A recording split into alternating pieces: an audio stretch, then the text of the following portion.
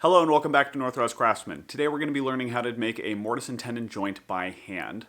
Mortise and tenon joints are one of the most common joints that you're going to see on wood, especially when you need a good, robust fit between two pieces of wood, and actually you can see that on my entire workbench. You can see the varying degrees of quality on the mortise and tenon joints on this guy. Here is the very first one that I did for the workbench, and then this was one of the last ones that I did. So you can see the difference in how tightly they fit, but all in all, this entire workbench is held together by 12 mortise and tenon joints, and it weighs a couple hundred pounds. It is just robust as can be, and mortise and tenon joints are the only reason that it works as well as it does.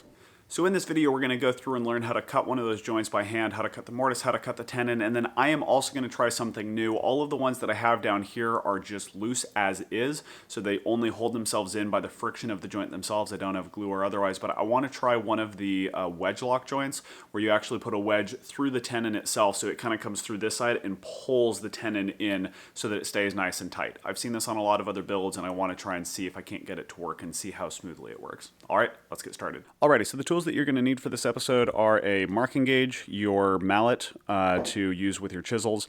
You're going to need your knife, you're going to need a tape measure, and then you're going to need your chisels, a machinist square, and a saw. You can use a dovetail saw or something nicer because we're going to be doing some pretty fine cuts, but this is what I've used in the past. And then, of course, you're going to need the wood for the actual mortise and tenon itself. So the first thing that you want to do is decide where you are going to have your tenon located and where you're going to be chopping your mortise. Now, all of this generally depends on the design that you're going to be doing, and this should have been decided ahead of time, but the other piece to keep in mind is we're going to be doing some pretty precise chopping through the mortise, and so we need to make sure, and we're not going to be going through just one side, we're going to be coming through from both sides. So you need to make sure that you've got good dimensional lumber, whether that's you get it from Home Depot, and like you can see here, you can see where I've planed it down. You want to make sure that this is dimensional before you start so that it's got good sharp corners, good dimensions all the way across so that you can transfer marks from one side to the other. The next thing that you want to try to decide, and this may have already come in the design process as well, is what size do you want your mortise to be? Now, when you're hand chopping a mortise, one of the easiest ways to do that is just to choose one of your standard chisel sizes. So whatever chisels you have, go ahead and choose one of those. In this case, I'm going to be doing a 1-inch mortise, and so I want to use my 1-inch chisel because what that allows me to do is just set up on, let me get this so you guys can see this right about, yeah, that works. What that allows you to do when you're chopping your mortise is just use this as your width. And so you'll get marked on both sides and you can use this to keep it straight all the way through. So there's three major components to a mortise and tenon joint, or two if you're not doing the wedge, the pulling joint. You've just got the two, which is the mortise, which is going to go in here, and your tenon, which is going to come on this. And just in case, it was kind of fuzzy for me for a while because I wasn't familiar with woodworking, the mortise is the female side and the tenon is the male side. When cutting your mortise, you're probably already going to have laid out how high off you want your tenon from the ground, and so you want to try and keep in mind where that's going to sit. Now, one of the mistakes that I made on my workbench is I took the entire width of the 2x4 as the outside, and I didn't cut it in at all, which left shoulders that you can actually see. Let me show you what that looks like, actually. So right here you can see one of the tenons, the mortise and tenons that I had on my workbench, and right up here at the top I did not cut it off at all, and so you've got this nice flat shoulder. So this plane goes straight into the mortise over here, and it's not tight because of other tolerance issues that I had. But right up here you can see the little tiny step down shoulder, and you can see that there's no step down shoulder up here, and when you actually fit it together nicely, if you have a shoulder all the way across your tenon, it hides that entire joint. This one you can leave it kind of open, and I don't have any good examples right here, but when you leave it open, you can get a gap that forms in there if your tolerances aren't quite perfect, and frequently when you're hand woodworking, your tolerances are not quite perfect. So I'm going to be putting a shoulder all the way around these edges here. So here are the dimensions I'm going to be using. I'll go 3 inches from this end here, and then I'm going to be cutting a 1/2 inch shoulder all the way around this, except for on this length right here, we're going to do 1 inch across because you need it to match your chisel. So we're going to be cutting about that much off of both sides, but on this length right here, we're going to go and try and cut a 1/2 inch off. So what that means for us here is that if we've got 3 inches from the end and we cut a 1/2 inch off of either side, we just need to take, and cut a 1/2 inch off of either side of this, then we need to take the distance between these two edges. So when I do all the math on that, that gives us 2 1/8 inches. When we take a 1/2 inch off over here, a 1/2 inch off over here, the distance between these two is 2 1/8 inches. Okay, so we've got 3 inches to 9, 2 inches, plus 1/8 is going to put us right here. So that should be just about at the end so that you guys can see it. 2 1/8 puts us right there. And then we've got 3 inches, which is where we want it to start. Right there at 9, confirming that we've got 1, 2, and 1/8 inches. Okay, so that should get us close. Now what we want to do is we want to go ahead and decide what face do we want the tenon to come through. And usually I want to make sure that whatever my cosmetic face is, know which side is your outside, know which side is your inside, and try to get any knots or things that you don't want showing on your workpiece towards the inside of it. So if we're looking at this, we've got clear, it's clear. This one's clear all the way around. I mean, there's a little bit of a knot here. I kind of like the character on this side. So we will go ahead and chop our mortises. Actually, I want this to be on the outside. So we're going to go ahead and chop our mortises through this face right here, which means, yeah, there we go. So we're already on the right side. So right here, we're going to mark on this side, and then we're going to transfer that to this side as well. And those are the faces that we're going to chop through. So now that we have the rough markings on there, go ahead and take your knife and you're going to start marking it. Now you're only going to be right in the center of this right here, and so we're only going to lightly score it because you'll go through at the very end and plane off the extra that you have so that it ends up nice and smooth. So if we've got 3 inches right here, we know that this is going to be the top.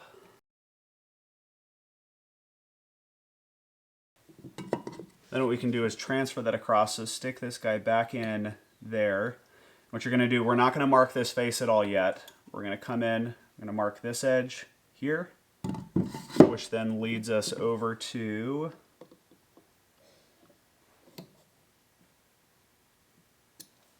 this edge here.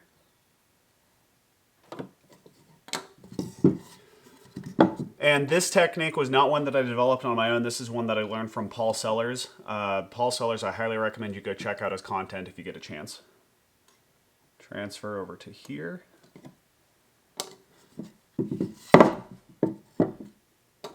And then one more transfer, and then this is where the final check comes into place to see how well your transfers came across. So now that we're back on the final face, you have your transfer mark right here, and you want to bring right up to it and see, did you end up over the top of your original mark here?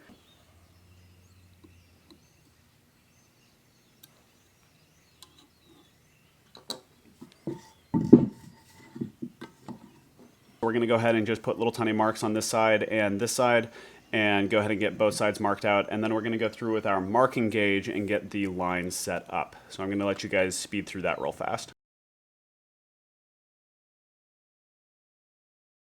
Alrighty, now that we got both of these guys measured, what we want to do is put our marks along the outside so that we can end up with a 1-inch center. And what you're going to use for that is your marking gauge and your chisel.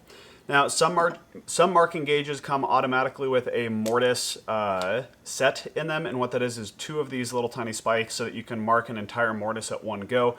One of mine came in chipped, and so I can't use that, but you can still do it if you've only got a single side right here.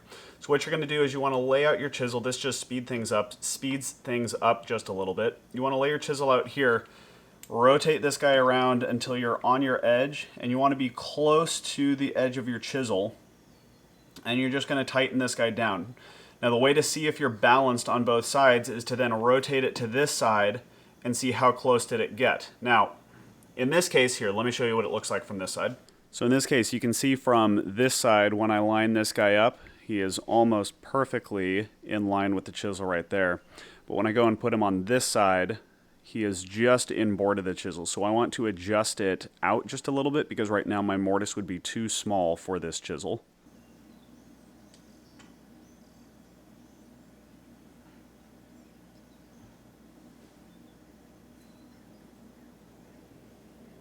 Okay, so if you're looking at this, you can see right where it lines up, which is right smack dab with the edge of the chisel there, and also right smack dab with the edge of the chisel there. So when I have both of those in line, I don't want to move this at all because it's marked for this side, and I want to make sure that we can get the other side at the same time, but we're going to go ahead and take this mark to this mark and get them roughly in line with each other, and these are going to be the guided edges that my chisel follows when we start chopping.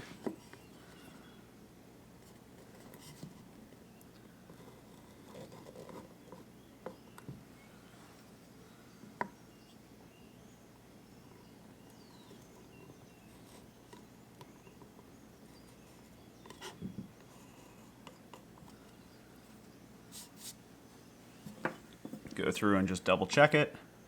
And that is exactly the width of my chisel. Go ahead and flip it over.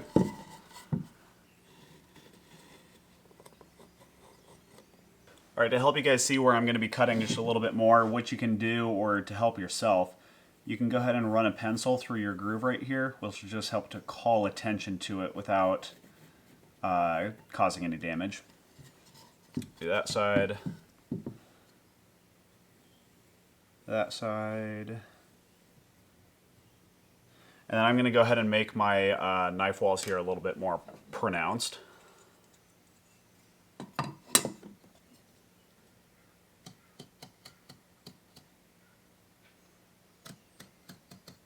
All right, so when you guys are starting this, what you're going to want to do is make sure that your chamfer or your bevel is facing in this direction, because when it comes down, it's going to start cutting deeper and deeper into itself and coming in. If this was facing this direction, it's going to come in that, so then you can lever it out and get all your waste out of there.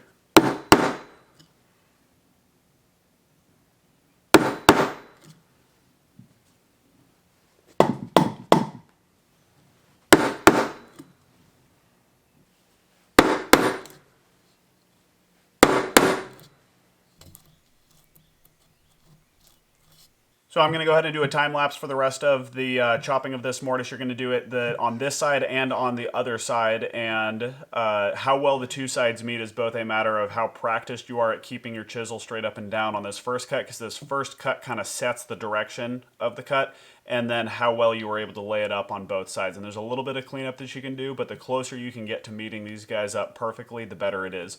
Now, you only generally need to do that on something this thick. I think it is possible. I haven't done it on anything smaller than this, but I think it is possible to chop it all from one side if you have a piece of waste wood underneath. That way you know that you have a straight channel all the way through. But hope you guys enjoy the time lapse. I'll see you guys in a second.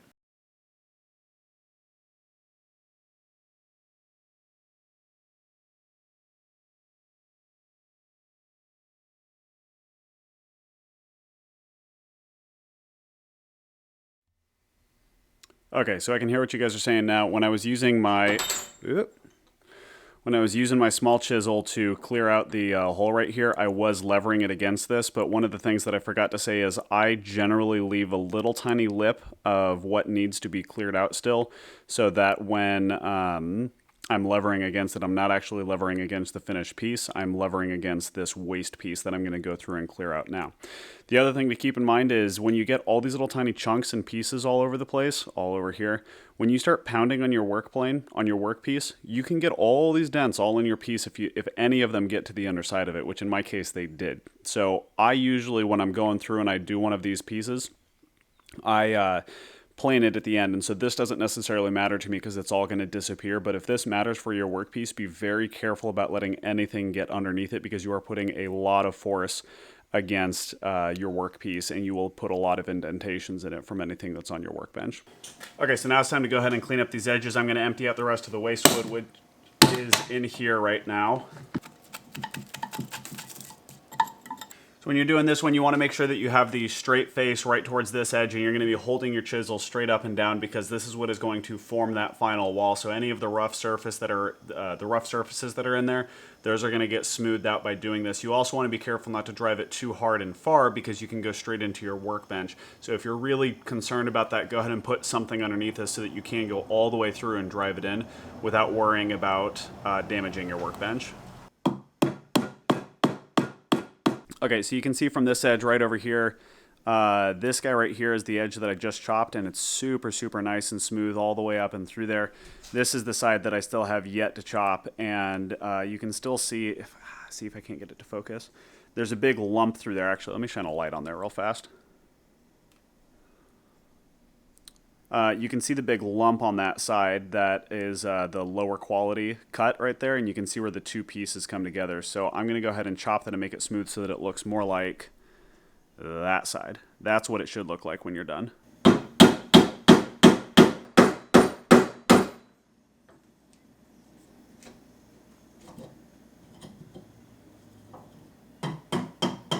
Alrighty then, that completes the mortise. You can see we've got nice edges all the way across here. We will need to replane the face of this before we have anything, before it's finished, so that we can make sure that it's nice and cosmetic and clean. The mortise turned out pretty good, as you guys can see. The edges are a little bit rough, but that's kind of what I expect or have come to expect from most of the hand-chopped mortises. If you use a mortiser, a mechanical mortiser, you're going to get nice clean edges because it's just cutting it square all the way through. But this seems to be pretty good for all the joints that I've been able to do, and it's a finish that you can kind of expect. The other method that you can use is with a bit and brace, and I'm going to forego doing that right now, but if you are going to do that, the only things you need to watch for are making sure that you keep your bit and brace straight up and down, because otherwise you'll end up popping out the other side.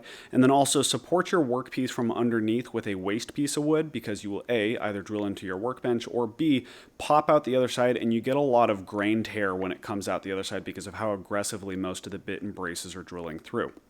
So make sure you do both of those things, and then also in the end, make sure that you spend time to fine tune the edges, because you're going to have circular holes and you need to make them square. That's one of the things that I don't like about using the bit and brace method, is it feels like I'm doing a lot more fine tuning in the end rather than this, which is literally just chopping it straight through. Hey guys, thanks for joining me today.